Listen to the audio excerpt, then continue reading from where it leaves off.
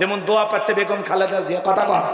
এখন হাজার হাজার মানুষ ওনার কবরে যা দোয়া করতেছে। বাংলাদেশের ইতিহাসে সবচেয়ে বড় জানাজা হয়েছে, কথা বলেন। এই দেশের মানুষকে কখনো বিপদে ফেলে চলে যায়নি। আমাদের বগুড়ার পুত্রবধূ, তিনবারের সাবেক প্রধানমন্ত্রী, আপসী নেত্রী বেগম খালেদা জিয়া, সারা দেশ থেকে ওনার জন্য মানুষ যে পরিমাণে দোয়া করছে, বাংলাদেশের 54 বছর ইতিহাসে এত বড় জানাজা কারো ভাগ্যে জোটেনি, কথা বলেন ঠিক কিনা? আল্লাহ বেগম খালেদা জিয়াকে মাফ করে দেন, তার কবরকে জান্নাতের বাগান বানায় দেন, চিল্লা বলেন আমিন। তাহলে এই দিক খেয়াল করেন, ইয়া বুনাইয়া আকিমিস সালাহ, হে আমার বৎস সালাত কায়েম করা লাগবে। তাহলে নামাজ ঘরের ভিতরে কায়েম করার দরকার আছে না নাই?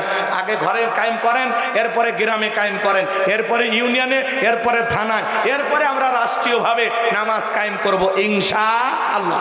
এইবার মনোযোগ দিয়ে শোনেন। এরপরে ছেলেকে বলতেছেন ওয়া আমরু বিল মারুফ, সৎ কাজের আদেশ দিবা, ভালো কাজ করবা, মানুষদেরকে ভালোর দিকে আহ্বান করবা। ওয়ানহা আনিল মুনকার, অসৎ কাজ থেকে মানুষকে বিরত রাখবা। নিজে অন্যায় করবা না, মানুষকে অন্যায় করতে দিবা না। নিজেও ভালো কাজ করবা, মানুষকেও ভালোর দিকে ডাকবা। নিজেও খারাপ করবা না, মানুষকেও খারাপ কাজ করতে দিবা না। এলাকায় বিয়েতে গান বাজনা হয় না, বন্ধ করে দিবেন যা, এটা ভালো কাজ, কথা কয় না?